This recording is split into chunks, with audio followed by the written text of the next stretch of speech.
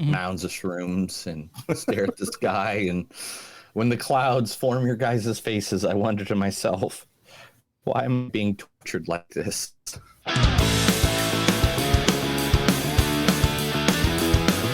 It's a show by Chris and Neil with all great movies. They are the real deal.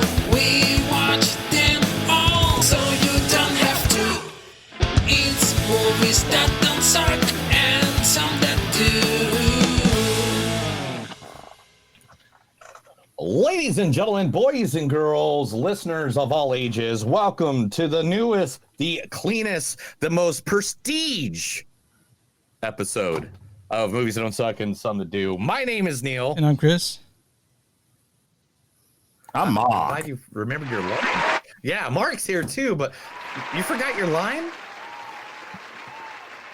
The fuck's he talking to? Yeah, who you talking to? Chris, he just forgot his line. How long did it take him to say, am I delayed that Yes, bad? you're delayed. Gosh dang it, guys. We just started the episode. How are we delayed so quickly? All right, give me 5 seconds. Everybody, hey, all 6 people of you watching, one second. I'll be right back. I'll talk to Mark while you're gone. Dude. No. Yeah, you guys talk. Have fun. You guys touch each other in the no-no spots. That's like, funny. literally, I've already hit refresh, and it's taking forever. Okay. So, have you heard Borderlands sucks? Yeah, dude. Like I saw the right now it's at 7%. That's where the Madam Web is. So, That's up from 0. oh yeah, it was a 0 this morning. I begged Neil not for us to see it. So we're You know who wants? So Alexis wants to review Cuckoo, and I currently don't have it on my schedule. I've got Borderlands Monday, then Aliens, and then I think Chris doesn't allow me to pick movies anymore. no. I told him that we can't see Borderlands, and then The Crow. So I have no time at all to see Cuckoo, but she's interested, and I told her to hit you guys up. So we are seeing Cuckoo, but we're also seeing The Crow. So yeah. Okay. Did Crow come out this weekend? No, it comes out 2 weeks Crow from comes now. out at the end of the month. Yeah. Okay, I was going to say, if it 'Cause- comes out this weekend. This weekend's Borderlands. The next weekend is Alien Romulus, and then The Crow. We are definitely Dude, we're doing Alien Romulus. You for can't sure. see it. You can't see it because of how high low the camera is. Literally, one of my favorite art pieces is right behind me, and it is literally. I have had conversations with James O'Barr. I'm a huge Crow fan. I wanted to get a tattoo of like the Crow that says "It can't rain all the time." Then my friend Logan went and got it like a couple months ago. I was like, "Well, I can't get it now. It looks like we're dating." No. I have questions. Have you ever read the comic? I have them all autographed. Okay. So years ago, on Long Road to Ruin, Sean and I did all 4 Crow movies. And we used to have a guy who did personalized title card art for us. And the TV show too? No, we only did the movies. So Benjamin J. Cologne, who is Benjamin J. Cologne on all his things, if you want to check out his artwork, he used to do title card art for us. And he actually did one, I believe, of The Crow. So he would put us in the title card art as like part of the character. So like if we were doing Terminator, we were in there with Arnold Schwarzenegger. That sort of thing. Some of this stuff's actually up on my TeePublic store. You can buy T-shirts of it. I have to stop you. Did we do the intro already? And now we're just like talking without introducing what movies. yeah, sorry. Yeah. Okay. No, we haven't gotten that far yet. We haven't even gotten that far. Yeah, we haven't even. Whoops. All right, let's go back to this conversation here in a second. We'll talk about it because I'm sure I'll have something newsworthy of The Crow here in a little bit. But anyway, let's get to the movies, guys. Today we were talking 2 movies, all chosen by Chris and Mark. I had no choice in You either had one choice of in these. trap, dude. Come on.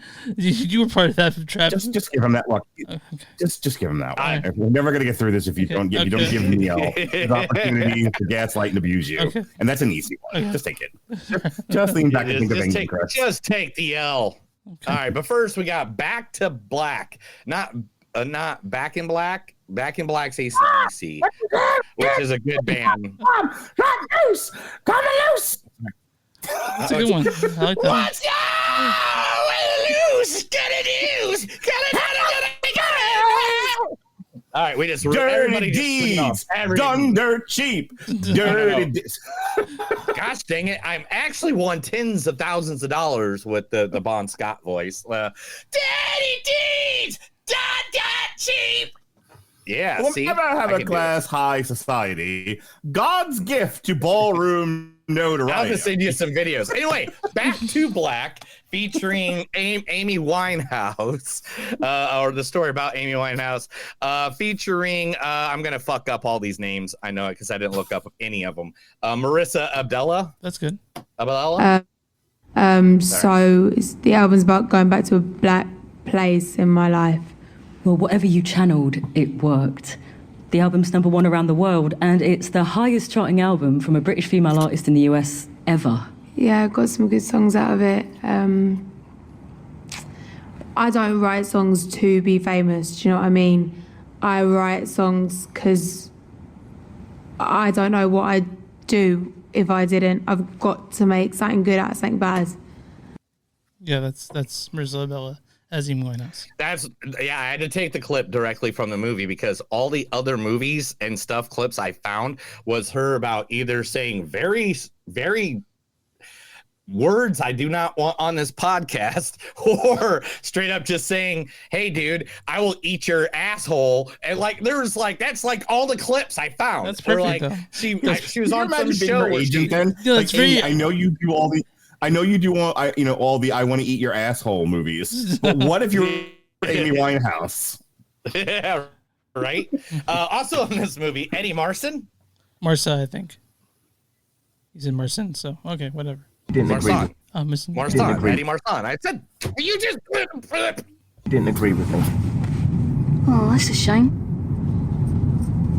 Now, let me tell you something about the education system, Oh, Poppy. go on then. The education system produces left-brain prisoners. Do you know what that means? I do actually. No, well, I'll tell you. The left brain, our brain has two sides, the left brain and the right brain. The left brain, keep going. The I'm left going, brain I'm is going. information, data, it's dead. The right brain is individuality, it's where the soul lies. And the education system, it works like this. I will give you a worldview. Right. And if you repeat my worldview, if you reconfirm my worldview, you will pass your exams and you will go higher and higher and higher, and you will become a policeman, a magistrate, a lawyer, a general, a politician, and you will be happy and you will succeed. But if you think for yourself, if you think outside of the box, then you will be unhappy and you will fail. That's how the education system works. Yeah, where's that from, Neil? Because I didn't pull it fast enough. Happy Go Lucky, man. Okay. Have you not seen Happy Go Lucky? It's I've a not. 2008 movie. I've not seen it. it. It's seriously, if you've never seen Happy Go Lucky, that's right up your alley, dude. I think Okay. you would really love that movie. Okay, So write it down, Okay. tattoo it on your arm, put it right next to the goat. If it's Also in this movie, Jack O'Connell. That's how much went fucking poof in a thin air, you dumb shit. So that's how much you owe us, because I'm not the only one watching your show. I'm not the only shareholder who got screwed over The here. only shareholder here with a gun. You think you're fucking funny, Lee, huh? Okay. It's funny to you? Lee, don't provoke him. You must think I'm so stupid. Trying to fucking buy me off. I'm not stupid, Lee. I walked in here knowing there was only one way this show was gonna end. I came in here knowing I'm not walking out. It's from the Money Monster of 2016. Money Monster Hey, with the great. We reviewed that when it came out. Oh, It was so bad. Nice. Oh, really? Was it? Damn it. Oh yeah, it was like way down. I didn't see it, but I saw. I didn't see the movie, but I saw that George Clooney was in the clip, so I was like, Oh, yeah. "Hey, it's George Clooney. He doesn't make a bad movie." I guess he did. He made one bad movie. All right, what else? Who else? I in can't the- name another bad movie he's ever. We're been. not counting Batman and Robin, huh? Or the third no, Ocean's Because movie. if you take it like it's the 1960s Batman. Oh then yeah, that's been my it's- argument for it. Sure. yeah, that's my argument for it. Put it on back credit. Anyway, Leslie Manfield was the other one. Yeah. Your son's dead. It's understandable you forget. I never really done raising him, teaching him the right way. That's why I had to bring my boy home. So keep an eye on him. Your boy's perfect now. It's not really fair to compare him and Donnie. I wouldn't ever compare Donnie to our son. Yeah. He said you two don't approve. So that was from 2020's Let Him Go. I think Kevin Costner's in that, and I think it probably made more money than Horizon. Correct. And that movie was a good movie. I mean, any movie that's not The Phantom Thread is a great movie with her in. All right. Then that is everybody Back to Black. We're going to talk about that one. Then coming up next, the movie everybody's talking about that isn't Deadpool and Wolverine. Trap, featuring the one, the only. He's so sexy. When you say his name, I swear he appears like he's Joe Hendry, the one and only Josh Hartnett. Oh fuck! Hold on 1 second. I don't think I have to. I forgot that with that one. So, but in the meantime, Allison Pill's in this. Whoops. You know that signal you used to puppet around your Borg? Well, I used it to slap a fractal lock on the ship's systems. Welcome to the world's biggest paperweight. I'll scrape that key out of your mind, woman. Except I'm not an idiot and I didn't memorize the code. I couldn't stop you, but I could stall you. Turns out this ship can make a hologram from anyone who's ever been on board, including an emergency combat hologram. How may I be of service? Now, Josh Hartnett. I'm just saying you could have used the newsroom and maybe raised the level of intellectualism. Picard all the way. Picard is a sexy show. Oh, 2 out of 3 seasons were so bad they should be studied. I know they should be studied as bomb ass shit. I was able to. So I got a question. How many hours did you work on the podcast? I got Josh Hartnett right now. I got it.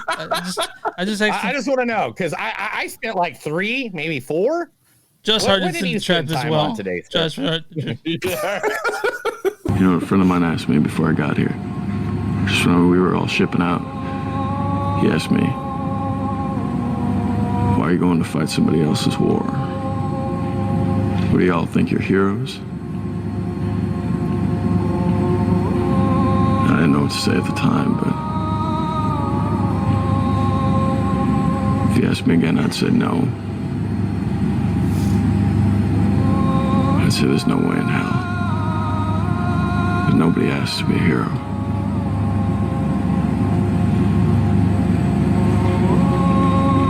It just sometimes turns out that way. Okay.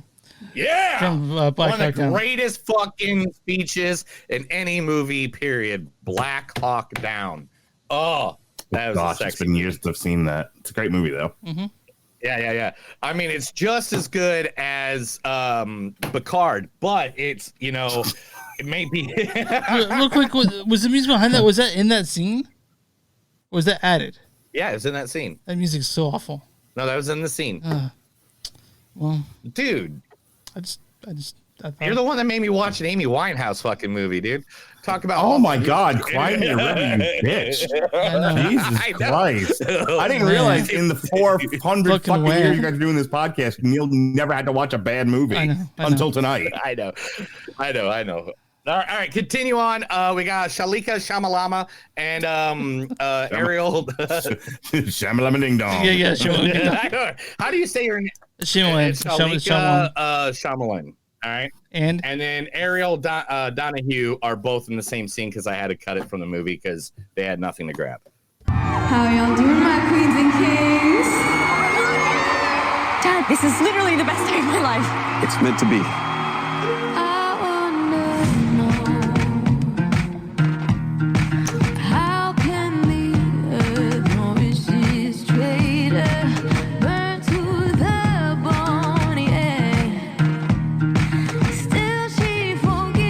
Your daughter's never gonna forget this day. All right. you got ready to Did you know M. Night Shyamalan's daughter is a singer? Now I do. Did you know that? I didn't know that until I talked about the most important thing about this. We talked about the most important thing about her. She has the prettiest hair. Oh, she does. It's the prettiest hair. It's great hair. I don't have hair envy as such. Gorgeous hair. Also in the movie is Haley Mills. Hey, you want to come to the commissary and get a popsicle with me? Can you only think about your stomach at a time like this? At a time like what? Don't you feel it? Don't you know what's happening? Don't you find it peculiar that we both look so much alike and have the same birthday? It's just one of those things, isn't it? So from the Parent Trap, I noticed the original 1961 Parent Trap. I know, but all kids. I didn't even realize who that was. All kids in 1961 movies sound the same. They all sound the same. So help me God, I thought that girl was Millie Bobby Brown. So I actually thought. Go ahead. Sorry, I interrupted. No, you. go ahead. I'm guessing I'm off timing again because we keep interrupting. No, you're not. You guys just keep talking over each other. That's true. I actually thought that the girl, the little girl in this one, looked a lot like Abigail Breslin when she was young. You know, but that's just me. Yeah, I can see that too. But I definitely had to check the cast to make sure that wasn't Millie Bobby Brown. And last but not least, the person who saved the entire movie, Mr. Jonathan Langdon. I pretend I'm foreign to get girls. Order they looks, mate, huh? I pretend I'm foreign to get girls. Harder than it looks, huh? Harder than it looks, huh? Harder than it looks, mate, huh? Harder than it looks, huh, mate? Harder than it looks, huh? Harder than it looks, mate, huh? Harder than it looks, huh? Harder than it looks, huh, mate? Harder than it looks, mate, huh? Cheers! Harder than it looks, huh, mate? Cheers! Harder than it looks, huh? Cheers! So he didn't do a very good Midwest accent, but I'm sure that was for comedic effect, whatever. Yeah, those are all different accents. It says it at the bottom of the video, but it's literally his name isn't Discount Tyree. Tyree, what's his face? Yeah. To me, it's I mean, Dollar Store, fucking little Red Howery. Yeah. Oh, for a while, I thought Little Red Howery was a Dollar Store Dollar Store Kevin Hart. Yeah, but I feel like this is all like when you know how you dump water on a gremlin and it produces other gremlins, but they're of lesser quality. Kevin Hart. Right? I feel like somebody dumped water on Anthony Edwards, and back when he was doing the Transformer movie, and out. We gotta go way back before that, bro. We gotta go way back before that. Someone dumped water on Cedric the Entertainer, and then we got Anthony. Okay. I don't think it was I think it's a slightly different thing because here's what I think happened. I think an alien laid an egg inside of Cedric the Entertainer, and out popped like Anthony Edwards and a few of these other guys, and they got water on them, and that's how we got 107 different mildly funny fat black actors. Yeah.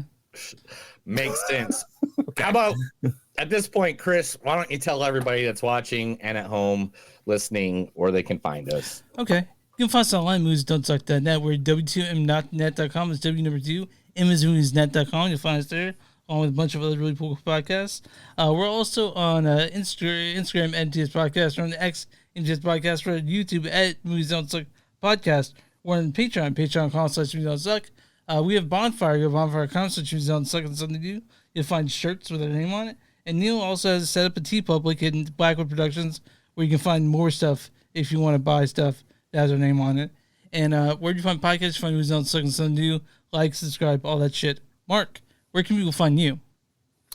I am at Mark Radulich on TikTok. I am also part of the W2M Network, which our landing page is w2mnetwork.com. Our YouTube is W2M Network. However, if you would just like to listen to my podcast and my podcast only in the form in which it was intended, the audio format, you can check out the Radulich in Broadcasting Network on Apple Podcasts or Spotify or wherever you find your favorite podcasts. Mark, that's how I think that how our show is too. Meant to listen to audio. This was never meant to be. This was whole never thing meant right to here. be, but it's awesome. Let's just be honest.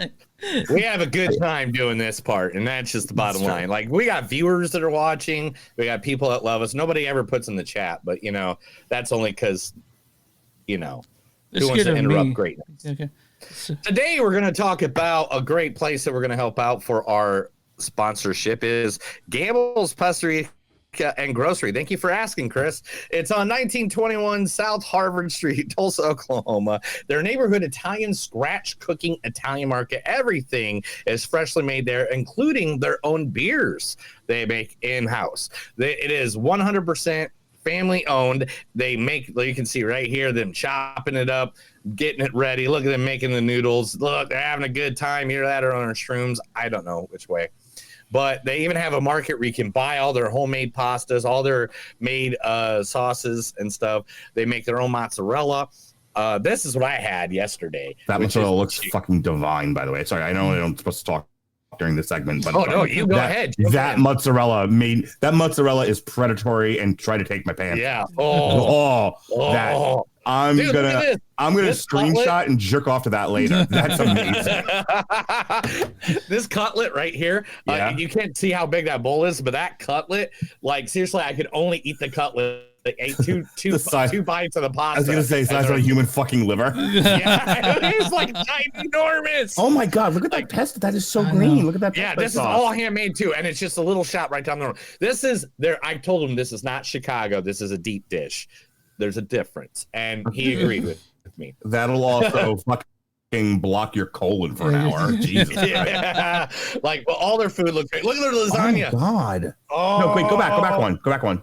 Oh, which one? That's Their cutlets. What is that sauce?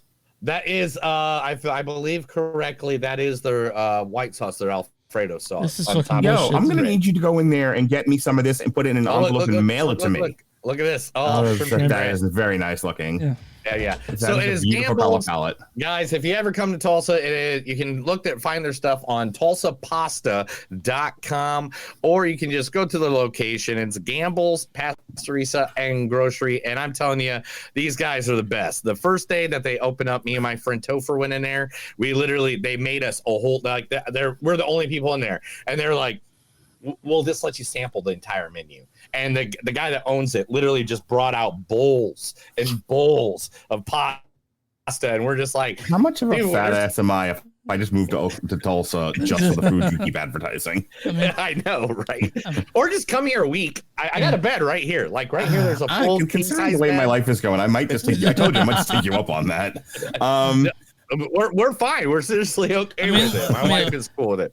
But anyway, anybody that's Gamble's Pasta Rica, look them up at Gamble Pasta at Facebook. All right. Put some in an envelope and mail it to me, please. We're going to take the cannoli, right? Okay. You guys ready to talk about? They got cannolis too. I just didn't upload them. Yeah, that's what it says. They got cheesecake. That the piece is like that fucking big. And like that. Do they have rainbow cookies the size of actual rainbows? Yes. Nice. I assumed that cannolis. I knew they assumed that cannolis. Massive. But you guys ready to talk about Back to Black? I think we are. Sure. Only if you give me $1. I'll Venmo you later. I'm back. So it's I'm back in black. So this is back. Back in black. This is Back to Black, directed by Sam Taylor Johnson, who, by the way, is married to Aaron Taylor Johnson. I want to mention that Sam Taylor Johnson and Aaron Taylor Johnson got together when he was 18 and she was 42. So, what about that? This stars. I want to quick tell your audience. Wait. These guys did not pick this movie. I made them pick it because I saw it was on Peacock and I wanted to watch it. So this is my fault. Everything that you hear that comes out of my mouth in the next 10, 20 minutes is all his fault. Yeah. This stars Marissa. Blame Canada. This stars Marissa Bella as Amy Winehouse. So the album's about going back to a black. Also, Eddie Martin plays Mitch. Didn't agree with me. Jack O'Connell plays Blake. That's how much went fucking poof in a thin air, you dumb shit. Leslie Manville plays Cynthia.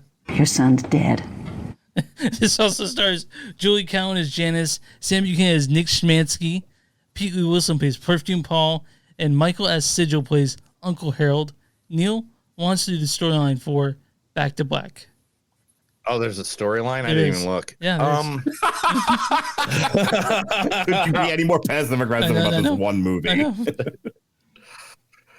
I'm just saying. We'll get to the feels like ow. Shit. Okay. You know how hard it is for me to be like, oh, she's part of the 27 club. Yay. I knew. Anyway. Okay. Well, you'll have your therapy moment in a moment. A celebration of the most iconic and much missed homegrown star of the 21st. Oh, son of a bitch. I ain't reading that. Go for it. All right. Okay. The life and music of Amy Winehouse. I'm reading this one and I'm not reading that one because I don't believe Oh my God, read something. All right. Yes, I am. The life and music of Amy Winehouse, so the journey of adolescence to adulthood and the creation of the best-selling album of our time. Okay, let's start with 2 reviews. One was from my genius future leader of the world son, 10-year-old son, Jonas Radulich, whose remark at the end of this movie was 2 things. 1, what the fuck? This looked like it took place in the span of a week. 2, normally when they make a movie like this, don't they usually start with, as a child and then you see their entire career? And I had to explain to him, Back to Black is specifically about making the album Back to Black. Mm-hmm. She was already an established artist. She kind of had lost her way. She's in it with her management and the record company and all of that. And this is the movie about the story of how Back to Black specifically came to be, which he got once I explained that to him. And it would be kind of like if there was ever a movie about Metallica's The Black Album, you would start it after And Justice for All. You wouldn't start it with, going back to San Francisco when the band formed. So the other thing the other review that came to mind as I was watching this was critically acclaimed. It was Whitney Seibold and William Bibiani, the Bibs. And they were talking about how mean this movie is. And I'm dying to hear Neil's reaction to this. They were talking about how mean this movie is to Amy Winehouse, that the movie treats Amy Winehouse as if she's this dysfunctional, off-kilter, unsympathetic drug addict, and everybody else was a victim of her awfulness. Mm-hmm. As opposed to somebody who was clearly in need of help, kind of like a Mike Tyson situation where you've surrounded yourself with the most awful people, and no wonder you went off a fucking cliff in a barrel. And I'll tell you, I don't know how much I agree with that. Obviously Amy Winehouse was, Michael Mosh. Do you have a button that goes ding, ding, ding, ding, ding, ding, ding, ding? Like, Neil's like, let me talk. At least as the movie presented the story, that's all I can speak to. Look, I'm so bad. I used to get Amy Winehouse and Lady Gaga mixed up. I didn't know which one was which. And the only song I knew of Amy Winehouse's was Rehab. But if you would ask me back in the day, who sings Rehab? Amy Winehouse, Lady Gaga, or Bette Midler? I didn't guess Bette Midler. Honestly, I had no fucking clue. And I knew who Bette Midler was. So I can only take the movie as it's presented.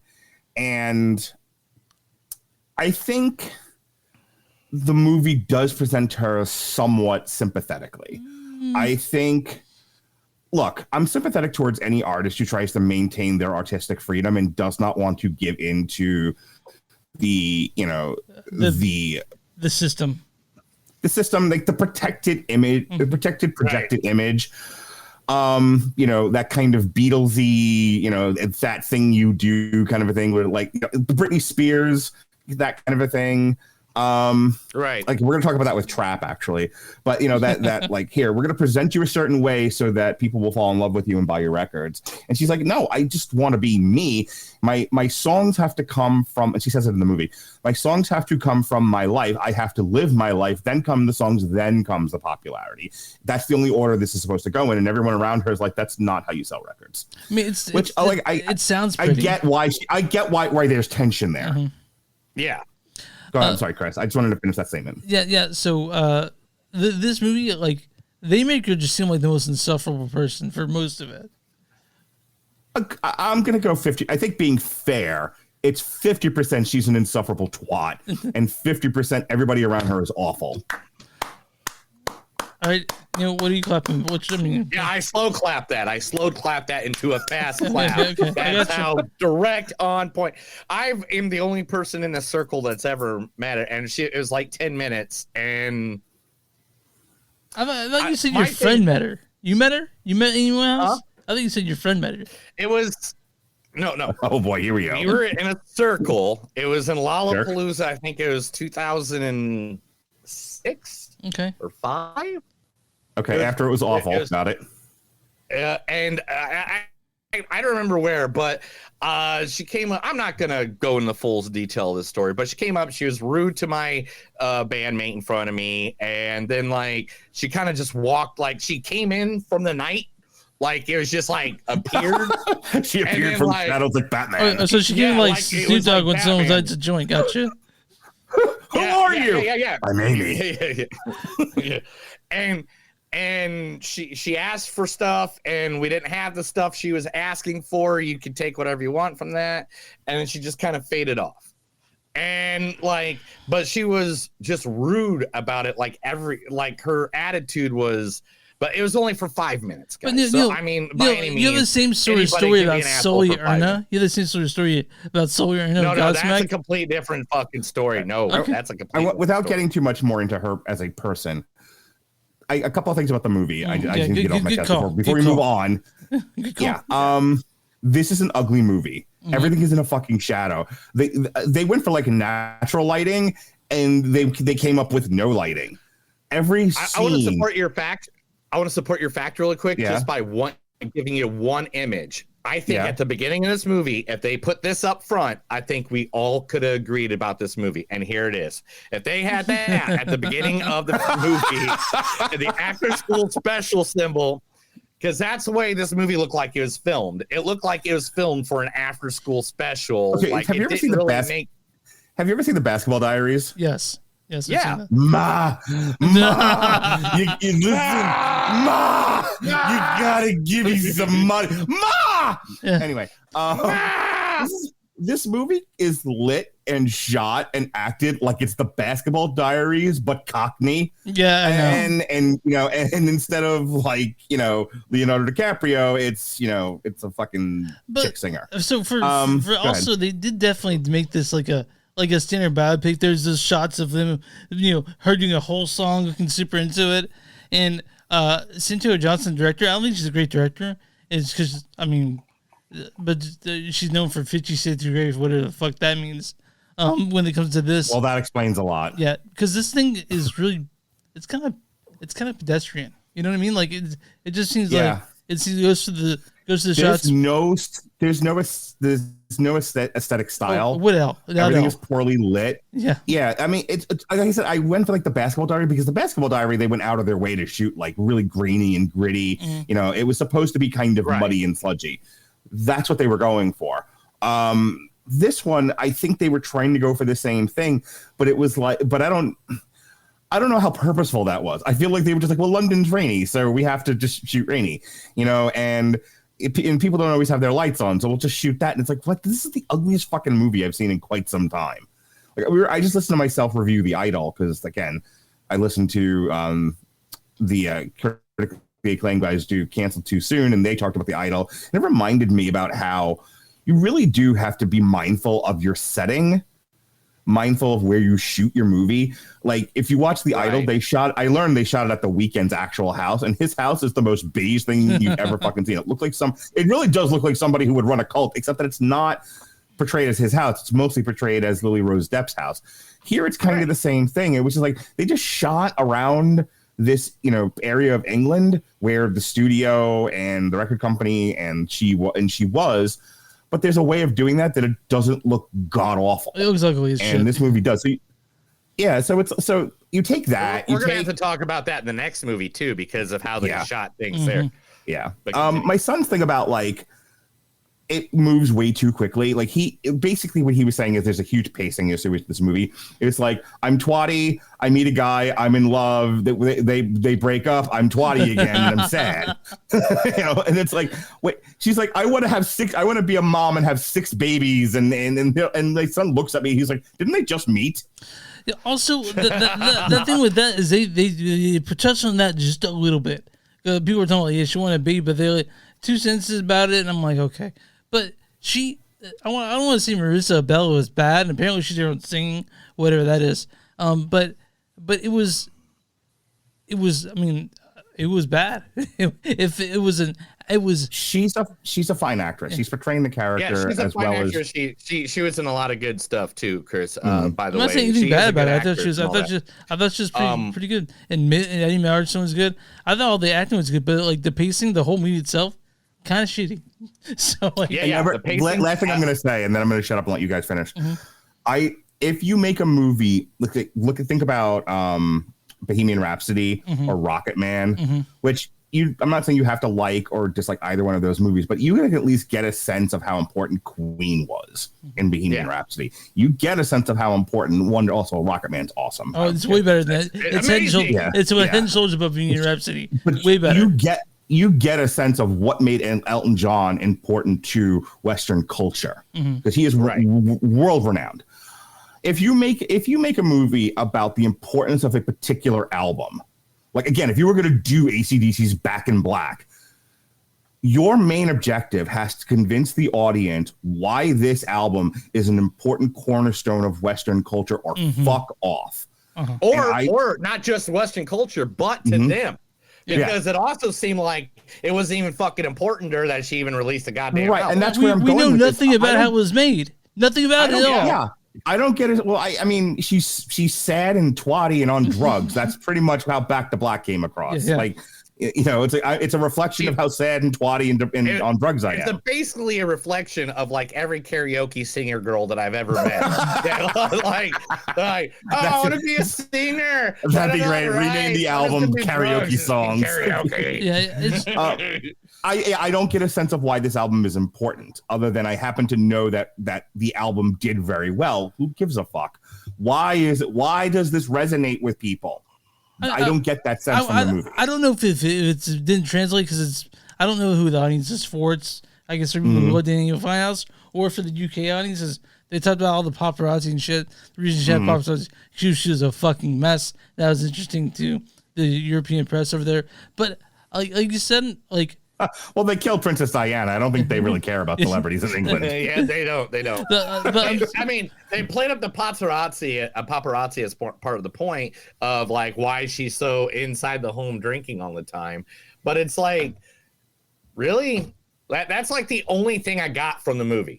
Like I didn't. That she was a victim of the press. That's why she did what she did. Which I'm sorry, you don't get to throw the "I'm a victim of the press" thing out there while Diana crashing into a fucking wall, running from the paparazzi is still out there. And in case you forgot, The Crown just did it about a year or two ago. So I mean, to get my piece in about this movie really quick, like because I've only added here and there from you guys talking. Sorry. I agree with you guys about the pacing part. I agree with you about the fact that nothing made any sense. I agree with you said your son said that, where it was like she's 12 and then she's 35, like, in the same week.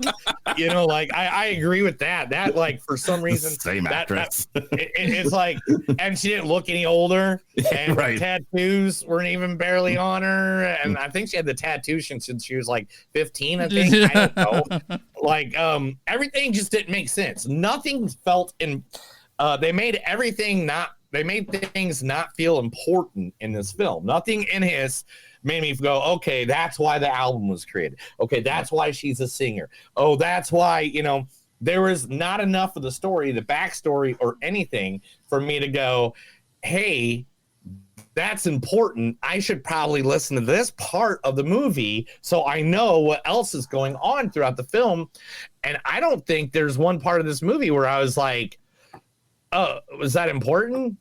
Like, if you want an example of how to do this or not, if you want an example of how to do this right, it's the whole length and breadth of her career. But I think I Want to Dance with Somebody, the Whitney Houston biopic from a few years ago, Jason Teasley and I reviewed it for Black History Month earlier this year, and we did it as a triple feature. We did that one. We did What's Love Got to Do with It, which is the Tina Turner, Ike Turner story, and then we did Respect, which is about Aretha Franklin. Neil saw that.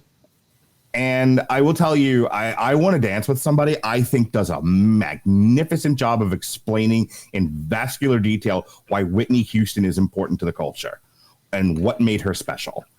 We did not watch I Want to Dance with Everybody because you said no. Anyway, continue. Because Chris hates black people. What? Well, come on. No.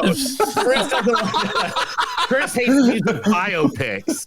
Chris hates music biopics. He doesn't like I'm any sorry, movie about Chris. You have to understand. I do that to Ronnie Adams all the time. It's driving me crazy. So, I hate Bohemian Rhapsody, but I love Rocket Man. And he hates music. He hates music that has anything to do with music on film. I'm gonna take up Chris's side though. Like I mean I like them, but I'm a huge music fan. But I understand why a lot of people don't like biopics. One, I mean, these were done. So many of these are done so much the same way that they had to do Walk Hard as a parody of it. I'd much rather a documentary about musicians than a biopic. Like for example, like I don't know if you guys saw Amy. That's a great documentary.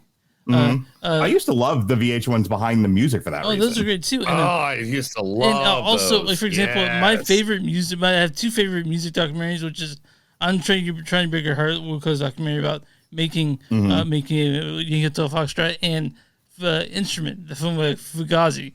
My two favorite, probably the documentaries, and they're both music documentaries. And so when it's something like Back to Black or Bohemian Rhapsody or even Rocket Man, I love Rocket Man.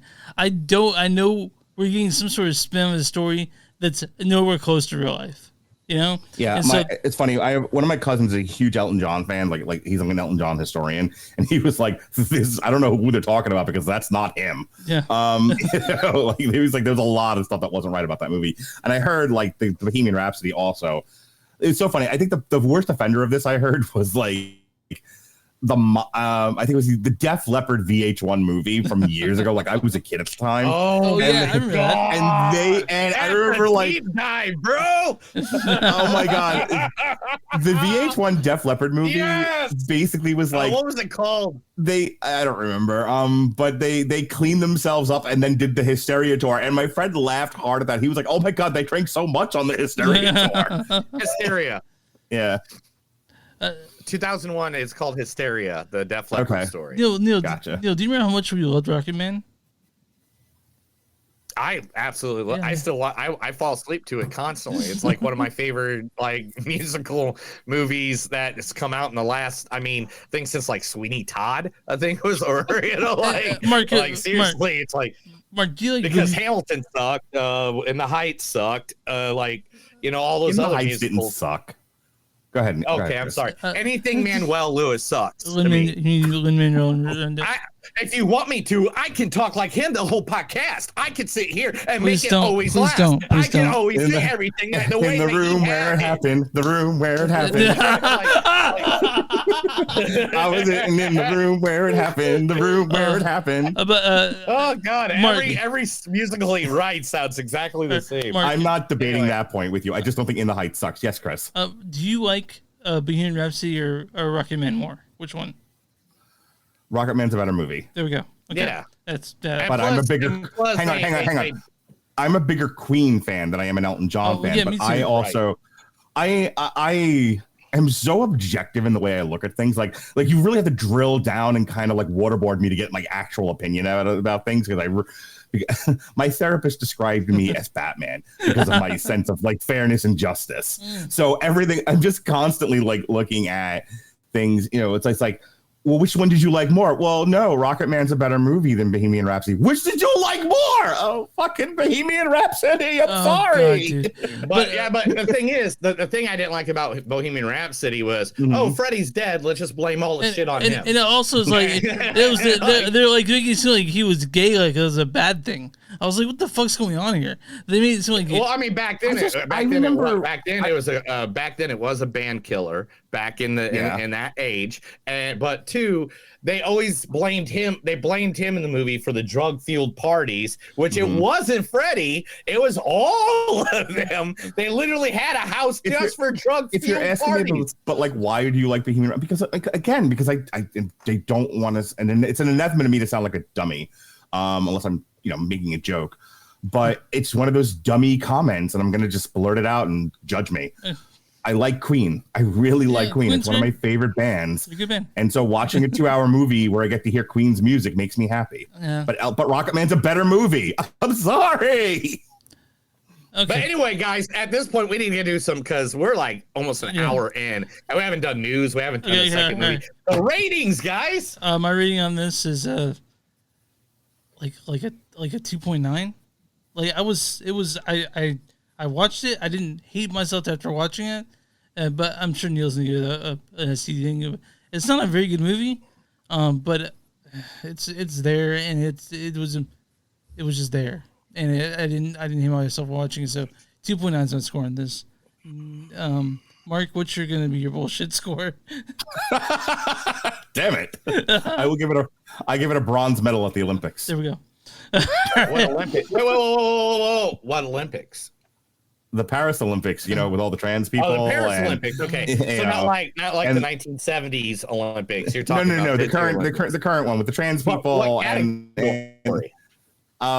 in the women's Olympic boxing category where they're all biological women. I don't want to have to cut this out. I don't want to cut this out. I'm not saying anything wrong. She's a biological woman. Yeah, she is. She's a woman. Fucking haters. Good. Thank you. Because I was going nuts on this. I am an ally of the intersex community. Okay, leave that woman alone. Okay, good. I'm with you. Thank God. Chris just shit his. Chris just passed a fucking kidney stone. I don't know if you guys saw my Facebook said that I had to unfriend some transphobic folk. And I did, by the way. But God damn, I'm sorry that those I people. fucked up. I had to read into it before I realized what was happening because I initially thought it was a trans issue, and then it's like, nope, it's not trans. He's biological woman. She's intersex. It's a whole, other thing. Idiots. It's just idiots. Yeah, I did.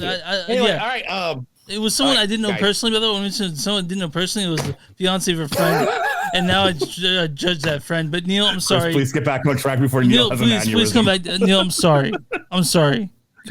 Come I love you. We're at an hour, guys. I like this. Is there a problem that I like hanging out with all of us? Is it a problem, Neil? But we got way more shit to talk about. Okay. No, Neil has blow to do in the bathroom with his wrestling friends. Keep it going. All right, Neil. What's your score on this? All right. I work for a major media company, right? You know that, right? Does that mean you're censoring comments? What does that mean? No, I made a joke, and Neil's like, "Shut up." Oh, okay. All right. Dumbass. Can't say that. Anyway.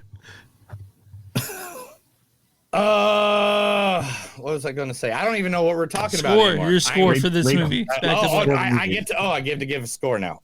Finally. Let's see. On this movie, 1.8? Okay.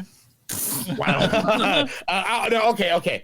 I'll give it a 2.3. I'll go that high, but I don't think, and this has nothing to do with what the subject matter is, but it has more to do with the consistency of this film. Made no sense. Nothing followed each other. The whole age thing where I had no idea what age she was at any time was an actual thing on my side as well, where I'm just like, okay, so now we're 3 years. Where are we? I want to rewatch the movie, but have you and my son do a commentary track. Oh my God, I would love it. Let's do it. Tomorrow. Oh, wait a minute. No, I can't. I'll be at SmackDown. But what the fuck ever, dude? Oh my God. and then I'm at Hoser on Monday or Saturday. I gotta be front row for Hoser. Neil already yelled at me once for making a drug joke, so I have to hold that one back. But sorry. Yeah, but anyway, this is Disney Deadpool, man. Anyway,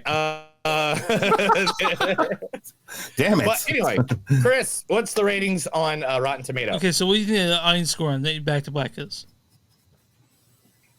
48. 86%. Oh my God! I know, right? Shoot myself. Okay, what is the critic score on? I'm getting my gun. Put your gun away. I can't make Coke jokes, but you can make suicide jokes. Wow. I know. Wow. I want to please send me your HR fucking manual. All right, Neil. I will. What is the critic score for Back to Black?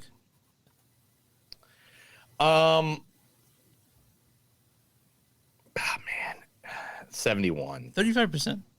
Damn it! I'm not surprised. Okay, what critics' consensus is: Back to Black's sympathetic approach to its subject story is an overdue antidote to the tabloid treatment she often received in life, even if the end results are disappointingly pedestrian. The words I used, a pedestrian. I'm gonna read I'm gonna use a really good review and a bad review.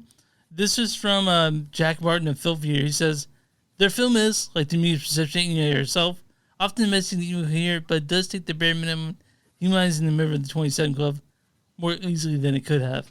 And here is Callum Cooper of Movies We Texted About. He says, it's not just a disservice to Winehouse and our legacy, it's a disservice to compelling storytelling. Whatever this movie exists, Neil gave it a CD tag of 2.3. I think he's still there. And then, is he still? I don't know. Mark, are you naked? I think he had to step away for a second. Ah, all right. That was weird. Anyway, 5, 4, 3, 2, 1. All right, go. So yeah, you guys can watch this on Peacock, and if you want to wish time, Neil hated it. Mark gave it a bronze medal, and I'm okay with it. Hey man, I'm just saying this. We can all do better in life, and that's all that matters. All right, you ready for news? Mark, you ready for news? Yeah. Mark, are you okay? Did he die? I had to pee. Oh, nice. Yeah. Mark had to pee. I was trying to be subtle and quiet. Fuck Chris me for trying. like, I know. Chris was like, "Where'd Mark go?" I didn't do that. No. Neil's eyes were like, "What the fuck? Like, where is she?" I'm like, yeah. He had to step away for a second, but yeah. You ready for news, Neil? My God, next time I'll just bring the camera in with me. You guys can watch me. Yeah. Woo! You kicked off YouTube. This is the Movies Don't Suck and some of them news. I'm going to read stuff. Mark's probably already heard it, but Chris lives in a dumpster behind a Dollar General, so he doesn't read much news. I do read news, but not this. Not movie news because Neil gives it to me every week. So. Hey, remember all those Army of Dead sequels and animated series that we were going to get? Yeah, we were super excited about that. Not really. Please say they're canceled. Please say they're canceled. Please say they're canceled. They're all been canceled. They've been Woo! So Netflix so lost nobody knows about it. Netflix lost their goodwill towards Zack Snyder after the abortions that were Rebel Moon 1 and Part 1 and Part 2. So I mean the porno? Do you mean the sci-fi porno? Oh wait, I forgot they add nudity to the director's cut? Dude, there's like a fuck scene. There ain't even nudity. There is just a fuck scene. Is there PIV? Is there PIV?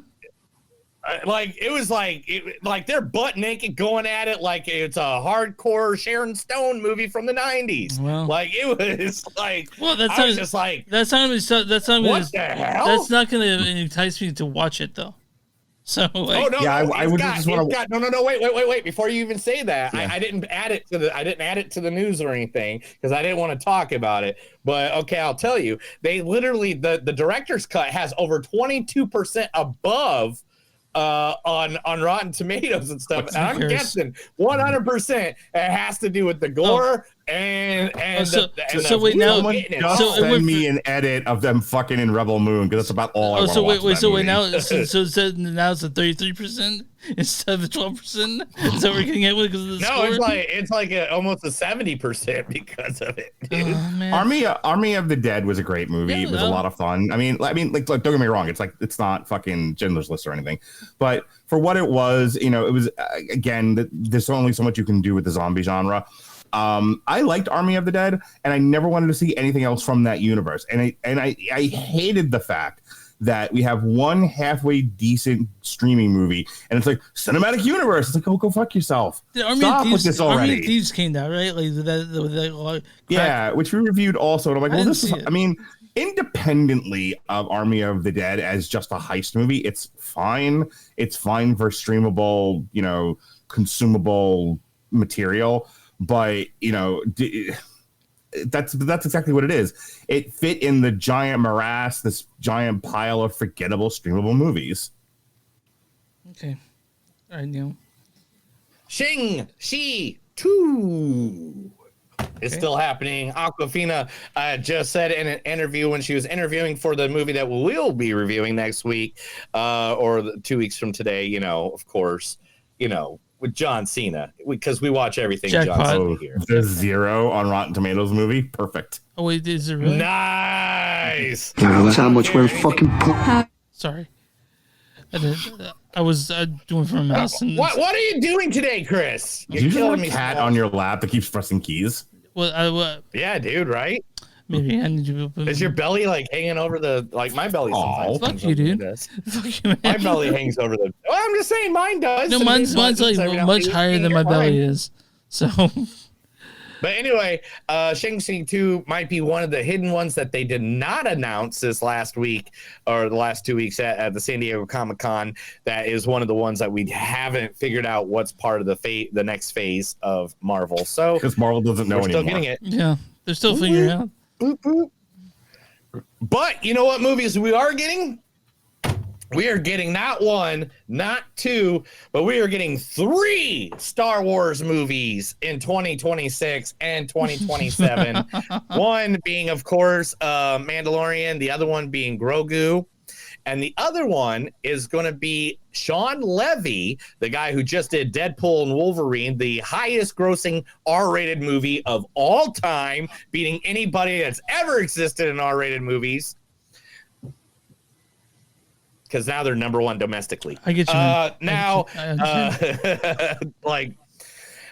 he will be doing a Star Wars movie that has nothing to do with anything Skywalker saga. It'll be a whole different time frame, a whole different era, and we know we all love it because Star Wars is the second greatest franchise next to Star Trek.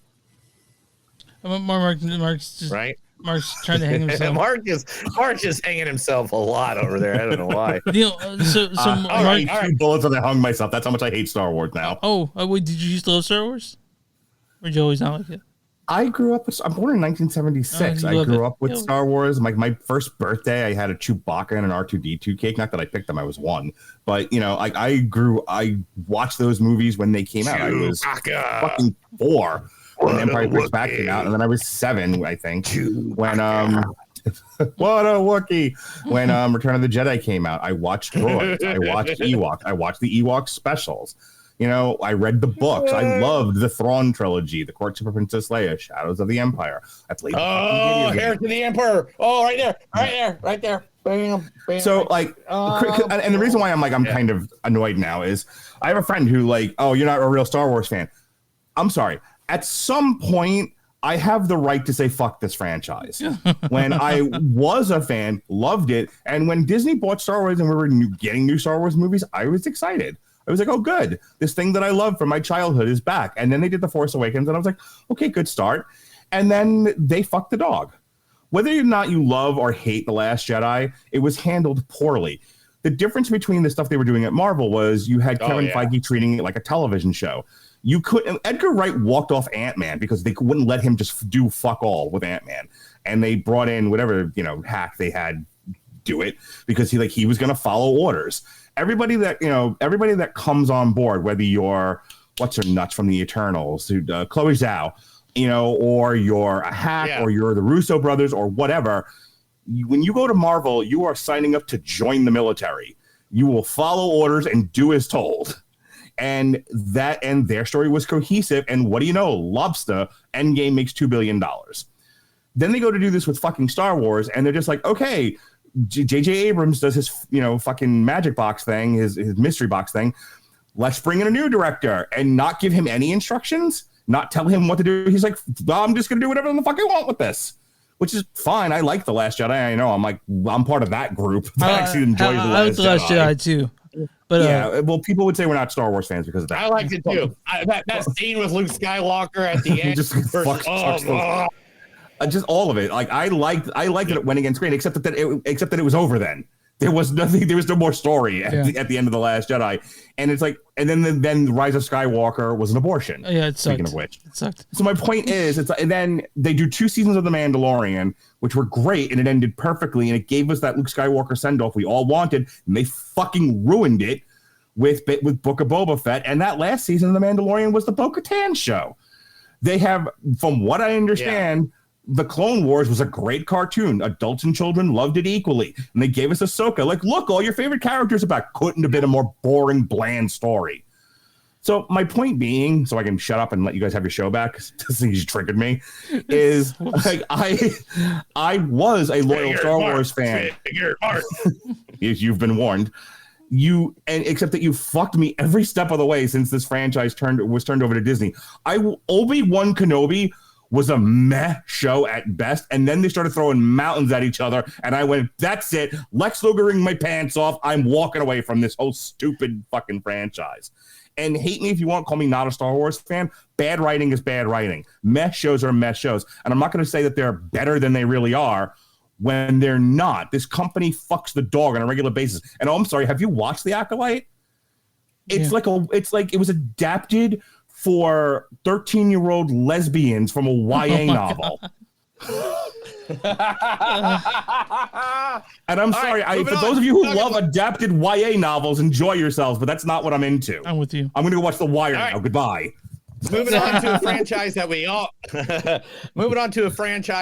can agree that is awesome.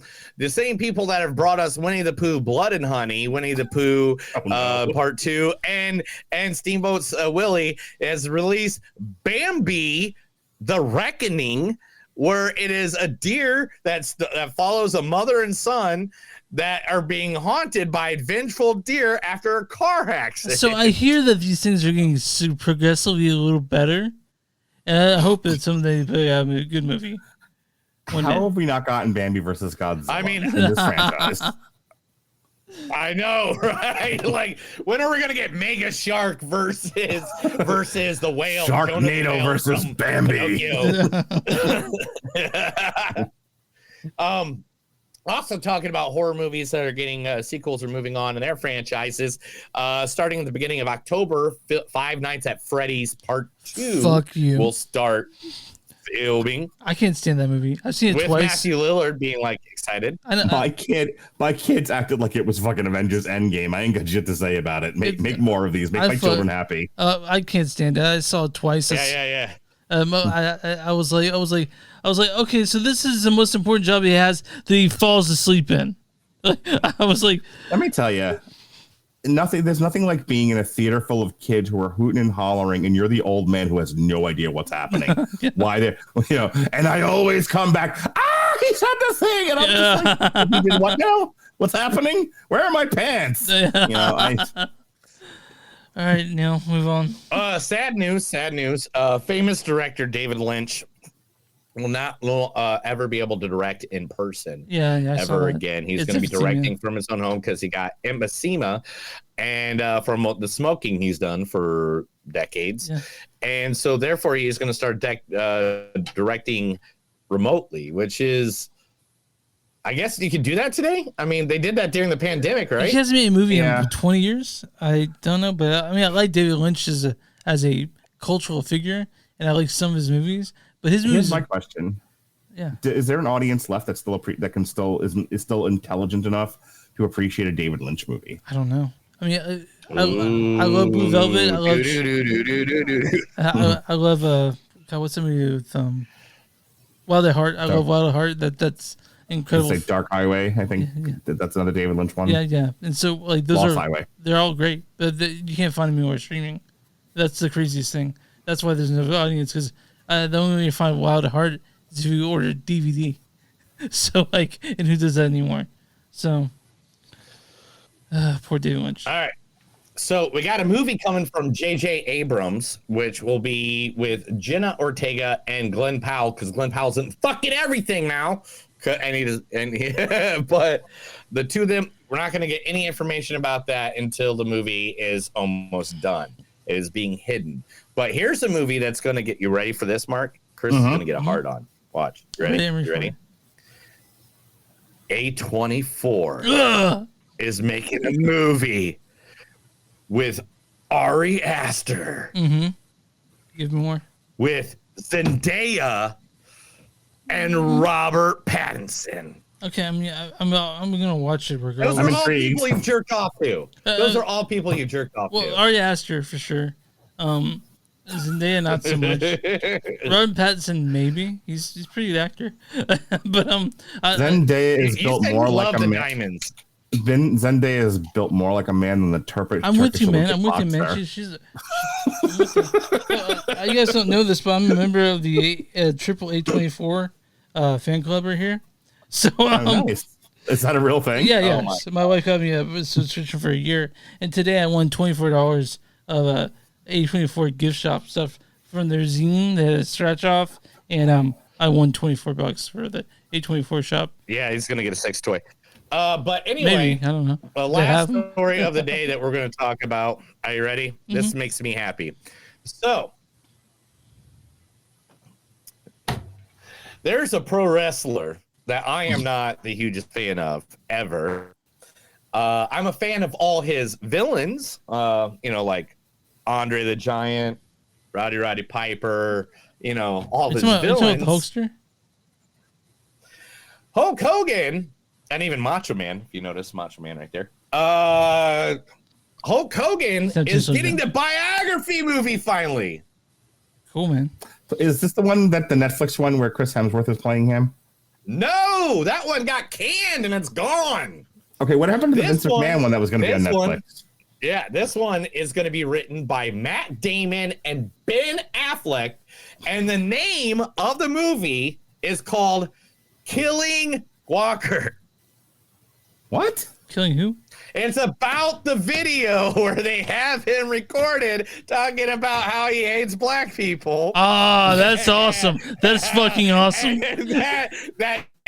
How he sued them and completely killed that website. Oh, Gawker. Killing Gawker. Gawker. I'm sorry. But dude, I fucking love the idea of this, though. Are they actually going to show the flaws of this man? And it is going to be directed by Goodwill Hunting's Gus Van Sant. Oh, I want to see this bad. Yeah. I want to see this badly. Yeah. I can't lie. I will absolutely see that movie, but I hate myself for it. I love every moment of this. I'm glad that POS gets thrown in the mud where he belongs. Look, I'm not a Hulk Hogan fan, but I feel like okay. I'm already in enough trouble with Neil for saying controversial shit on this podcast.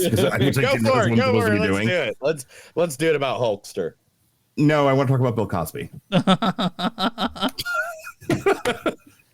Hey, let's do it. Bill Cosby is a rapist and should have gone to prison, and he should have stayed in prison. I'm not debating that. I'm not here to say, but did he really? Yes, he fucking raped those women. So debatable that. I don't feel like we should throw Bill Cosby's entire fucking career out the window. That man lended himself to the fabric of American culture, Western culture at large. People loved Bill Cosby far and wide. His stuff, he is on the Mount Rushmore of comedians.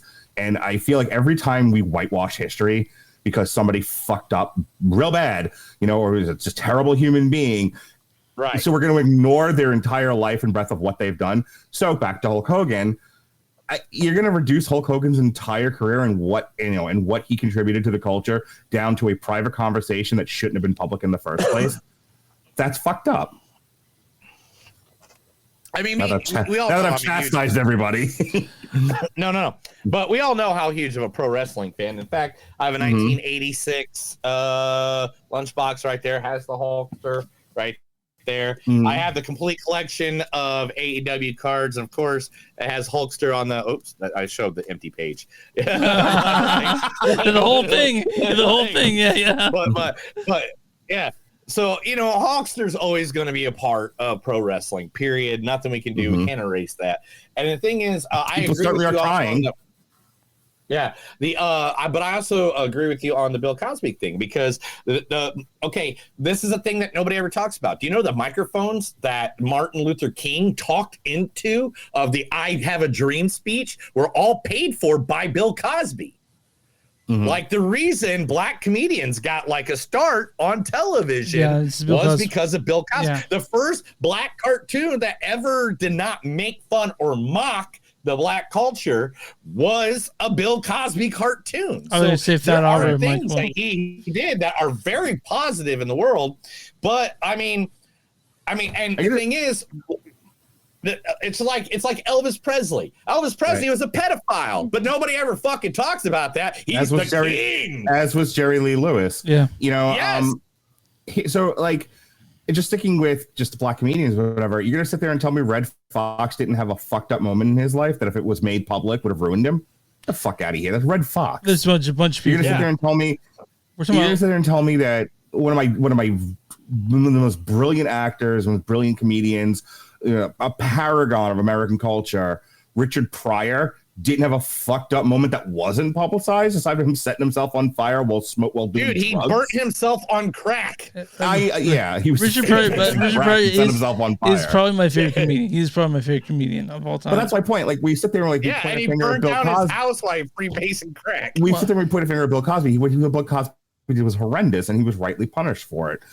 Okay, so but he also has this other stuff. As do all these other people, including Dave Bowie. So I get irritated with the Hulk Hogan thing because, like, Hulk Hogan brought joy to so many people and made pro wrestling what it is today. You know, this thing that Neil can't get over. But he has a private moment. Like, he didn't look. People are acting as if Hulk Hogan got on stage at the Grammys and was like, "Fuck black people." That's not what happened. He had a private. You're gonna sit there and tell me in your lives, in all of your life, you've never said a weird thing that if it got out would make you look bad. Get the fuck out of here. Oh God. It happened during our teenage years. But it happened to 6'7" blonde-haired white Hulk Hogan, so now he's the devil. That stuff irritates me. Okay. You know, there's only one thing I can say about this, and I'll wrap this up so we can go to the last movie. I know that growing up watching pro wrestling and stuff like that, there are people that have messed up a lot, but there is one person that is blonde haired, has a beard, and is actually 10 times better than Hulk Hogan. We all know who he is. If we say his name, I think he'll appear. God damn it. Yeah, that's right. Joe Hendry. Yeah. It's all right. That's the news. That was the Movies Don't Suck and Some of Them News. We said a bunch of stuff that might be controversial, so please don't let your grandma listen. I don't know if I have to cut that much out, but because this is a show on YouTube forever. This is a show on YouTube forever, and the only thing I can get rid of is that I can go in the video and edit it, but I'm not going to do that. I'm just going to wait until, I don't know, 5 years from now when we're on, when we see the crawl on CNN, it'll say, Neil Blackwood, Chris Owen, Mark Radulich of the Movies Don't Suck podcast said this 5 years ago. I'm never going to be that famous.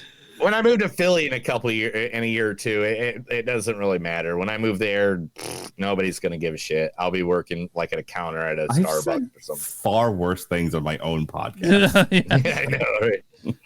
Let's get to it, guys. All right, let's talk Trap. Directed by M. Night Shyamalan Ding Dong. He did, you guys don't know, Sixth Sense and the masterpiece After Earth and The Happening. Yeah, but you guys know he did. And don't forget The Last Airbender. Yeah. Oh yeah. Unbreakable, Split, Glass, Old, Knock at the Cabin Door, and he's back with this newest one, Trap. This stars Josh Hartnett as what's his name? Cooper. Shit, fuck, hold on. There we go. You know, a friend of mine asked me before I got here. Ariel Donahue and Shyamalan Ding Dong as Riley and Lady Raven, respectively. How y'all doing, my queens and kings?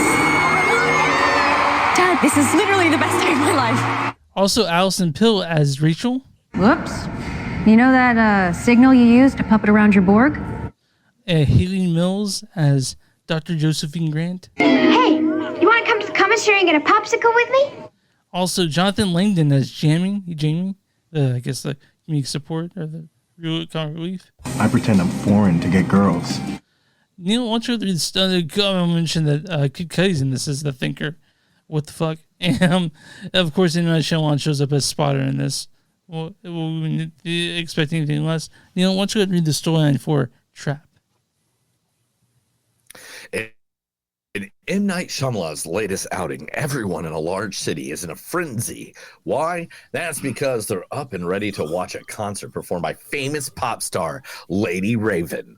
Two of her fans, a man named Cooper and her daughter Riley, attended the concert with high spirits, but things slowly begin to change. change their tune amongst the screams of adoration and sounds of applause. The concert itself has a hidden identity, a front to fish out an infamous serial killer known as the Butcher, with security cameras rigged, armies of policemen with weapons at the ready, and police vehicles surrounding the venue.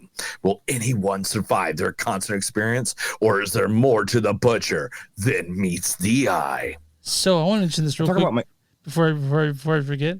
This reminded me a lot of the third Lord of the Rings movie, as it ended 5 times before it actually did. Hey, did you guys know that M. Night Shyamalan has a daughter named Shalika Shyamalan, and she sings for a living? Did you know that? No, I do Her now. hair is so pretty. I know. Okay. She's so pretty. Oh, man. All right, you know what? You guys started in the last one. I'll get this one. I'll just get it out of the way. Let's just do it. Let's get it done and over with. Are you ready? Yeah. Josh Hartnett saved the movie. He's the only reason this movie was any good. But this whole movie was a music video for M. Night Shyamalan's daughter. There were so many times she sang complete songs in the movie for no reason at all. I thought that was weird for sure. It's the fucking Luke Cage argument. Oh no, not another concert. Yeah, it was just like. But anyway, there was a lot of this movie where there's singing that I didn't care about at all. No, none whatsoever. It didn't even push the story along in some parts. It didn't. It was just there. I kind of felt like I was at a concert, if that's what he was trying to get me to feel like.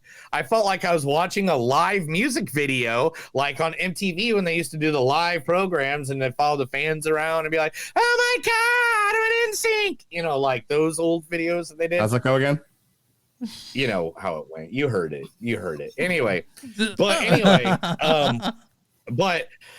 my thing is the fact that God bless Josh Hartnett, because he made the movie like I could watch it.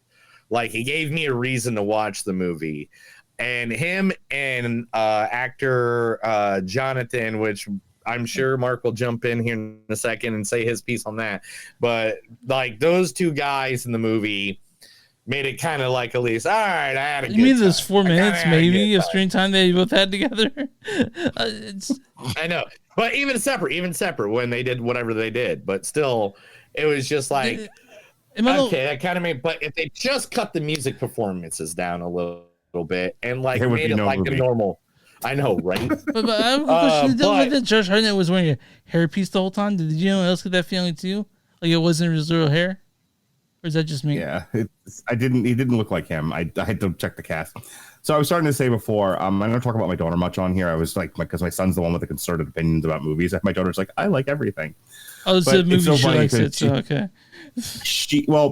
She's very much. I always talk about how much my son is like me to much of my ex-wife's chagrin. Uh-huh. But my daughter is also kind of turning into me, where she's really into wanting to study psychology. Like, she's into the way I'm going somewhere with this. She's into the way people think. She's into the way people behave the way that they do. But she also hates people and doesn't want to be around them. Yeah, misanthrope. Apple tree. But I get it. Also, for mental health professional who hates people.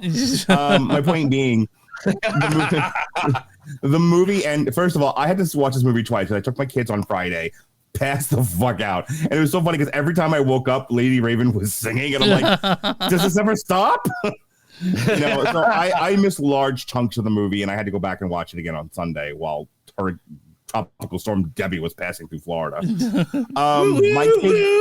My kids fucking love this movie. Like, this was again, like, I saw the TV glow, where at the end I'd have no idea what I just watched, but my kids are just like, oh my God, Trap was the best movie ever. And I'm glad that their first experience with M. Night Shyamalan was this and not like The Last Airbender or like something like that. Oh God, yeah. So as for what I thought of it when I finally saw it a second time, I would say the star of this movie is the use of tension. Yeah, there's tension for sure. Oh, nice. Yeah, I like that. They established right at the beginning, and I think there was an interview with M. Night Shyamalan and Ding Dong that talked about why he does the reveal at the beginning. Because when you know that he's the butcher, and then he's having an interaction with, random fat black comic number 70, and he's having an interaction with Lady Raven, and then there's the reveal to her, then there's the car ride, then there's all the shit in the house, and everything leading up to her being in the bathroom, and then after that, finally the movie goes kaboom. Okay. Oh, We don't sorry. spoil movies here. Fuck, sorry. My point being... Here, Damn it. 5, 4, 3, 2, 1, go. So anyway, there's a lot of building up of tension until the explosion that leads into the third act. And that's the best part of the movie for me. I mean, there's great performances. I mean, the kid that plays Lady Raven, she's fine doing what she's doing because she's absolutely believable as a half brain dead tart singer, which is fine, which is what you wanted her to be. Wow. And the kid's believable as, goofy. My favorite part of the movie is, why do you keep leaving? What's wrong with you? Yeah, we're supposed to be having daddy-daughter time. I was like, off. do you have diarrhea? What's the deal, dude? But yeah. Because I've done that. I did that in Sweetwater. I like that they pointed that out too. I like that the Right. daughter pointed out that he kept leaving. Right. And because I was like, like you see it so many times in movies where people are gone and nobody's like, oh, hey, what's up? And they Right. never like point out. I love the fact that I love the smart. I love the character that Josh is playing. Yeah. I like what he did and stuff like that. I was gonna say, let's not get that wrong. I told my daughter, I was like, if you like the character that Josh Hartnett played in this movie, go watch all 3 seasons of Hannibal. Yeah. Hannibal did a really great job of showing, serial killers that are not, they're not all like, Beta Ray Bill or whatever the fuck is the Buffalo Bill. They're not all like that. Some of them perfectly normal people that just have this other side to them. I like the fact that M. Night Shyamalan plays with that, where Josh Hartnett has these two worlds. He talked about the duality of man, essentially, with this movie. It's such a weird thing because there's a lot to talk about with Trap, and I know we don't have that much time, but it's a lot deeper, and there's a lot more to it than I think people are giving credit to because they're focusing on stuff like the concert, that never ended, things like that, and also because it's up against Deadpool, so that's getting all the attention. But Trap's a really good movie. Again, the effective use of tension, the speaking to the duality of man, where you have this character who is very much a dedicated father. I mean, it was nice to see. It was nice to see. Very interesting. Very interesting. You've seen stuff like that, Henry Porter. So cool. But you never seen it quite like this when it comes to like a loving father, normal person. Right. But the whole time, really up front, that he's a bad person. Or he has other side to him. And that's the thing. It's just like he's not saying that he's not selling it like, oh my god, like I'm evil and must murder people. He's like, I just have this thing inside of me. I gotta occasionally kill a person. There was some, chop him up or whatever, and then I gotta go back to being normal again. I have a thought on that. Okay, go for it. So, by putting his daughter in this movie, is M. Night actually Josh Hartnett, where he has this bad thing he likes to do, like shitty movies, but he's trying to make it up to his daughter by putting her in one of them. I don't think he knows he's making a shitty movie when he does it. The thing is, there were some parts in this where I was like, I'm not gonna try to get away, but there were parts of it like the third act went off the fucking rails. Like I'm like, God fucking damn, really? And I remember I saw some friends with friends, and we stood there in the lobby after the movie, tearing shit apart. That was like, okay, it's campy. That we had to put that right front, kind of campy. So you want me to? No, we're not. I got a big tear apart. On this fucking movie. You ready for that? Yeah, but 1 second. Yeah. I had to look past that to enjoy the movie itself, because that's what it is. It's campy. It's fun. It's a fun movie. But that third act, I remember I had to pee so bad, and I was like, "Oh, that's the twist I get." That's why I nearly pissed myself in the theater. That's what happened. The twist is bladder infection. Yeah. So, but all right, I got a major one. Okay. That bugged the fucking living shit out of me during this entire movie. Okay. Oh wow, man, with my Bell palsy, I kind of go like fucking. Oh, but I didn't even notice it today, dude. I didn't even notice your Bell palsy. No. I've been doing exercises all week long to get everything back, and I've been sleeping with ice mask on and stuff. But anyway, how can you say this movie is in Philadelphia. Yeah. When nothing you filmed was from Philadelphia. Yeah, I really thought that. How is that not the Long Island Railroad in Madison Square Garden? Yeah, like it was Toronto. They filled it outside the Air Center. It used to be the Air Canada Center. I know because I was there for WrestleMania 18. But like the Philadelphia, like almost 300,000 people were in Philadelphia for WrestleMania time, bro. And you just like said, this is downtown Philly. No, it wasn't. You got to show the Rocky statue, people getting cheesesteaks, or like it might as well have been in an imaginary big city. It might as well have been in Metropolis. But Neil, it was. I didn't know that, but I did. Someone told me I would believe it. But it's just the arena. But Neil, you were there. You were there last fucking year? Last 6 months? April, whatever. 4 months ago. Okay, whatever. What fucking? Not everyone was in Philly 4 months ago. Okay. So like I'm just saying. I know, but like this is okay to do in the 1970s and 80s and 90s, maybe even the 90s. But this day and age, man, you can't film something in a different location. Didn't we see the fact that this is this? Didn't we just see the fact that Philly doesn't have a downtown arena? Okay, but listen, its arenas are all in the same place, just like how I guess Kansas City does has a downtown arena. Kansas City has, but that has the Arrowhead and Coffin's way out in the middle of nowhere. I got you. Same thing with Philly. Okay, but listen. And so it's like there's no downtown arena. It just makes me weird. But didn't I see the fact that it said M. Night Shyamalan finance this thing? So he's gonna try to do the cheapest way in Toronto, where you get I think a fucking credit for filming in Canada. He could have showed up at WrestleMania. Nobody would have gave a fuck. They would have thought he was camera crew at WWE. I get what you're saying, Chris. Like if they're gonna film it in Toronto, Philadelphia is a very distinct looking city. If you're gonna say it's downtown somewhere, then make it downtown St. fucking Louis or something, because Philadelphia is way too distinctive. Okay. I just want to say this. You used the clip before of Alison Pill and Picard, and I'll never forgive you for it. But if you, but Alison Pill was great in the newsroom because that's where she belongs. It's a great movie, great show. Yes, go on. That's how I got to Memphis. Newsroom is fantastic, and she's really good in it. The conversation she has, again, I can't talk about it because you guys have weird rules. Yeah, we do. But the conversation she has with Josh Hartnett in the third act of the movie is one of the best parts of the movie. It's very well acted. I 100% agree. It's very much staged like a one act, 2-person play, and that conversation, it's a great demonstration of how you write a conversation that moves the plot forward, as opposed to The Acolyte, where people just talk endlessly and say nothing, but it sounds pretty. Can you tell I just watched The Acolyte today? I didn't watch The Acolyte, so I can't tell you. I watched Batman Cape Crusader, but it's done by Bruce Trim, who did the animated series. He's just fucking 11 years old. I know, right? Reeves. Oh, dude, no. Oh, my God, it's so great. My God, you and Alexis should go fucking bowling together. Yes, I've heard Cape Crusader. I've heard Cape Crusader is fantastic. 1960s, like noir Batman. Oh, it's awesome. It's awesome. Yeah, what do you think of the gender swap penguin? I was awesome. I loved it. Me and my wife both watched it and we were like, dude, this is cool. Like I'm not one of those people who are like, unless you, dude, if you do it for a reason and they did it for a story, which made part of the story, then I'm down for it. I don't give a shit. Like it's not my creation. I'm not the guy that created it. I'm here just to watch it. Okay.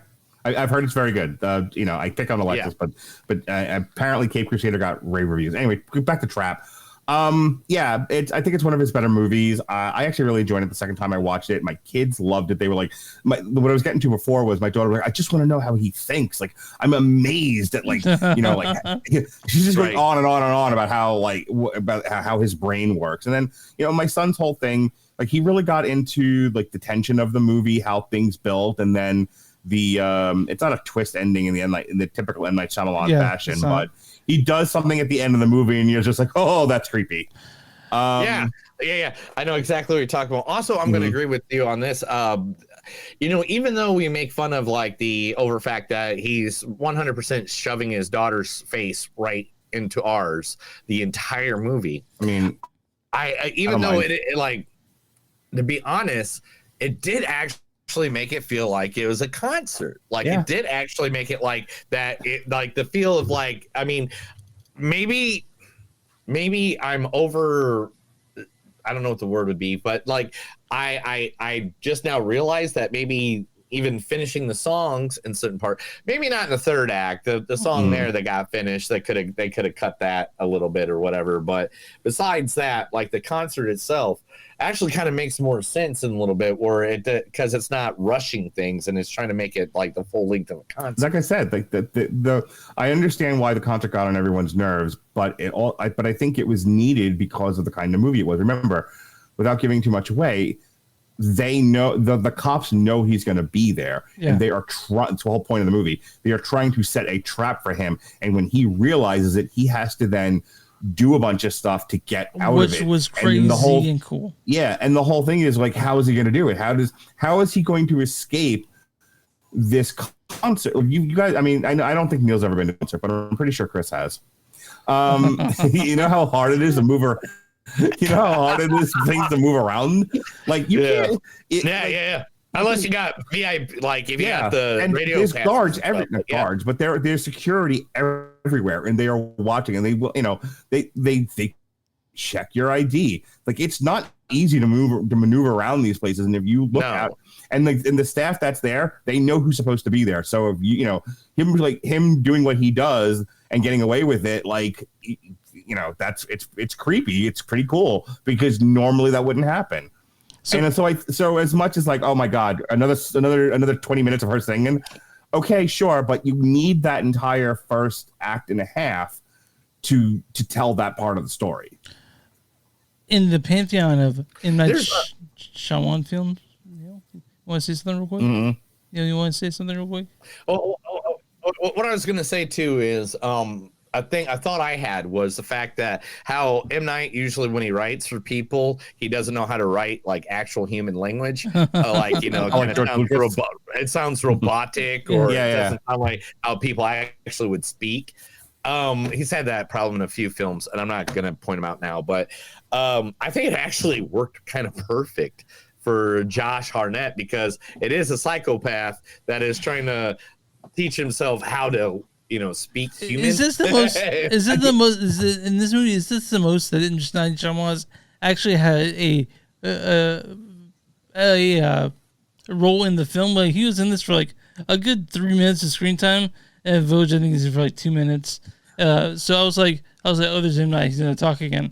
But my favorite bit with his daughter is her in the bathroom because one, she sounds like a moron, but she sounds exactly like a girl who is that character, who's that person would talk in that situation. Yeah, it was perfect. It's one of those things where it's like, where again, subjectively it's grating because I want to punch her right in the teeth. Objectively, it's perfect. So in the pantheon of M. Night Shyamalan films, where does this sit for everyone here? Because to me, it's better than. Oh, that's a good question. It's better than Lady of the Water, better than The Happening. Good question. It's better than Lady of the Water. Does this fit? It's better than The Happening. It's top 1/3 for me. Okay, it's better than Lady of the Water. It's better than The Happening. Better than The Last Neighbor After Earth. And I think I like The Visit a bit more because I actually like The Visit quite a bit.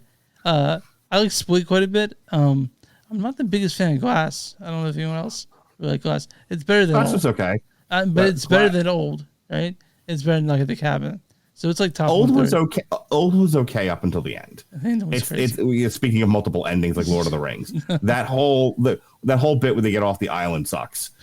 But everything up to them getting off the island, everything up to them getting off the island was good. I liked Old a lot. Yeah. I would say like it's not as good as like Signs or Sixth Sense or any of that. I like Sense, but it's I would say it's top 1/3 Shyamalan. Neil, where are you on this? Man, I'm looking it over right now because I love Sixth Sense. I like Signs. I'm a big fan of Signs. Yeah, Signs is good. Unbreakable Glass, and Split. Man, I really like Split. Yeah, I'm not gonna lie, Split is really one of my faves. But besides A Knock at the Cabin, I was a huge fan of Knock at the Cabin. If you remember ending was a bit. I even have a Knock at the Cabin. I would have liked that more if I hadn't seen the preview because the preview gave everything away. So the acting in it was really good. Agreed on that. I think we were lukewarm on Knock at the Cabin. Like it was efficient, it was serviceable, it wasn't great. Yeah, it was better. But it's beautiful to see Batista all the time. Sure. Anyway, my thing about The Visit, by the way, is when The Visit came out, is they didn't do none of the marketing mentioned M. Night at all because he was just fucking pariah. They're like, he put out the Airbender, he put out fucking After Earth. No one gives a fuck about him anymore. But then after Visit, they're like, oh, people like him again. So, Shyamalan is back. Yeah, baby. basically. I mean, so out of 21 films, I would put it in like the top 8. Top 8. Yeah, out of about where I am. And I'm looking forward to whatever he does next. I have Honestly. to argue each one back and forth to figure out what exactly.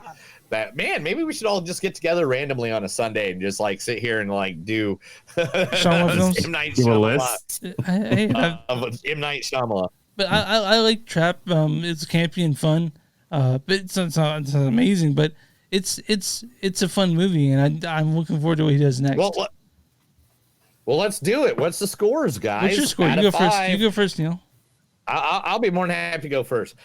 I actually really like this movie, even though, like, we got shoved in the face a lot from, that, M. Night Shyamalan is got a daughter and she sings for a living. She's so pretty. And that she wants us to know that she's a singer, and we all know that she's around all the time. And anyway, but I'm definitely going to give it, I think I'm going to give it like a 3.8. I really liked it. I was, I like Josh Hartnett. I love the way he acted as a serial killer. I think the way that, again, I believe the way that M. Night writes worked perfect for a serial killer. Maybe he should just write for serial killers in movies from now on. But I think this is one of his better ones, so I'm down for it. All right, Mark, what do you feel about this movie? What's your score on this one? It's better than The Last Airbender and worse than The Sixth Sense. That's my score. Okay, my scores are. So I want to mention that Mark Winfrey, he actually did do the score perfect, even though I encouraged him not to. So he was because I listened to the review. Yeah. He and Robert's a rule follower. That's why we work well together. He's a sweetheart. Yes. But my score on this is right behind Neil. It's a 3.7. I like this movie. It's not bad.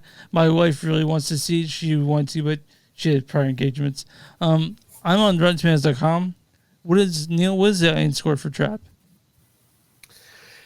The audience score for Trap would definitely have to be, I'm going to guess, 71%. 65%. Whatever. Damn. Neil, what is the correct score for Trap? It must be from Texas. What? 82%. 54%. 54. Jesus Christ, dude. What the fuck, guys? Be nice to the guy. A quick consensus is, Narch Thrower given some grounding by Josh Hartnett's committed performance. Shyamalan Ding Dong's Trap will snare those who appreciate his tongue-in-cheek style, while the rest of you out from it. A bad review and a review, because that's what I do now. You're welcome. So I'm going to do a different one. I want to see if Fat Guy the Movies did this one. I don't know if he did. So this is from Olivia Yark of Hollywood Reporter. She says, the film is a concert movie of Shyamalan's daughter, musician Suleika, wrapped in a middling thriller kept afloat by compelling performance from Josh Hartnett. Okay. And this is from Nicholas Bell at Fish Jelly Films. He says, although the narrative has tendency to test the logical restraints of the scenario, Shyamalan's latest is an enjoyable tense game of fractured cat and mouse led by malevolent Josh Hartnett. And I think we all said, like Neil said, that Josh Hartnett is the anchor of this movie. And he's good. I'm glad to see I'm glad to see him in stuff again. I like to see that he's coming back a lot too. I like to see Josh. I like Josh. I mean, I love him in Sin City. I love him in one of my favorite movies of all time, even though they get much love in the world, is Lucky Number 11. And that is just one of my, with Sir Ben Kingsley, freaking Morgan Freeman, Lucy Liu, stuff like that is one of my favorite. That's like an Ocean's 11, Boondock Saints. That's one of those movies I can just throw on and enjoy. And 30 Days of Night, I think, is still one of the best vampire fucking movies in the history of vampires. Period. Okay, me top 20. But this is, you guys can find Trap on that top 20. What fucking 18 movies beat fucking 30 Days of Night? Lots of them. But this is true. What the fuck? No, dude, listen, I like 30 but say it's in the top 20. I forgot you like your vampires that twinkle. Anyway, go ahead. I don't, but yeah, you guys can see this at theaters. I'm sure in streaming. I don't know how it's doing at the box office, but I imagine it'll be there next couple weeks, maybe, and maybe a week from now, 2 months from now, who knows? But Trap, you guys see it at theaters. It's worth watching if you guys like silly, fun movies. And you guys know a little bit of Shyamalan. You guys know a little bit of them. The twist won't be as extreme as you think, but it's there and it's fun. It's campy, and I recommend it. Right? Yes, good movie. Watch it. If you don't, Mark will come to your house and stay the night.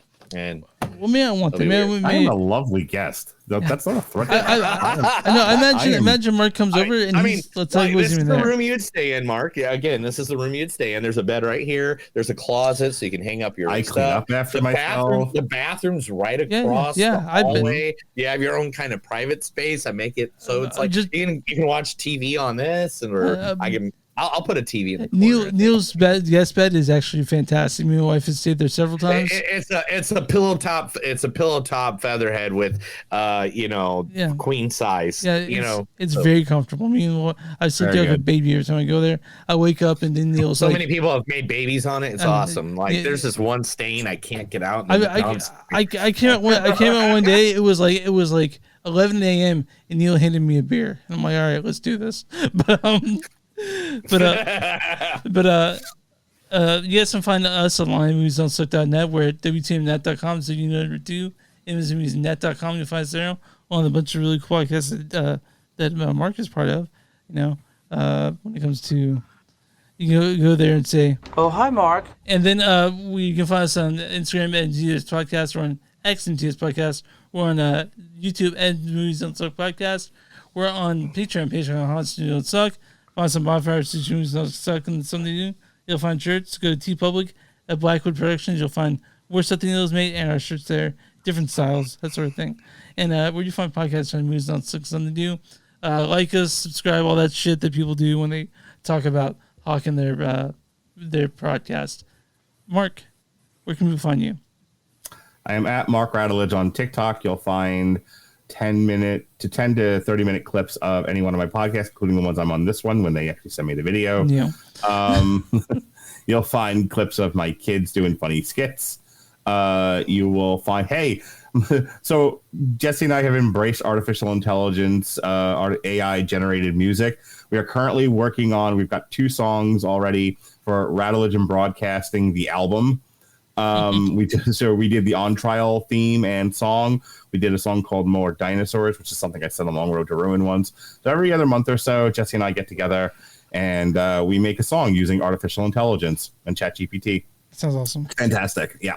Having a good time with that. So all those songs and whatever else we did, I used artificial intelligence to write a song about my wife, my ex-wife. That's fun. That's on my TikTok as well. It's not complimentary. Give me the link to the AI we got to use for that. I want to do one about my ex-wife. Oh my God, it's so therapeutic. Anyway, for stuff not about my ex-wife, you can check out W2MNetwork.com. On YouTube, we're W2MNetwork.com. On Twitch, we're W2M Network. And for the traditional audio stuff, it's Radulich and Broadcasting on Spotify, Apple Music, or wherever you listen to your podcasts. All right, Neil, what are your small businesses? If you got a small business, let us help you out. We'll be more than happy to advertise you right here to our thousands of followers, our millions of listeners, right here on Movies That Don't Suck and Some That Do. Are you guys ready to get out of here? The Acolyte sucks. All right. I can't think of anything now. The fucker just fucked me out with the fucking thing he just fucking said all the fucking time, man. All right, restart. All right, here we go. 5, 4. I don't even know. Okay, what are we doing? All right. All right, got it. Let's go. That's another episode of Movies Don't Suck and Something to Do. My name's Neil. And I'm Chris. I'm Mark.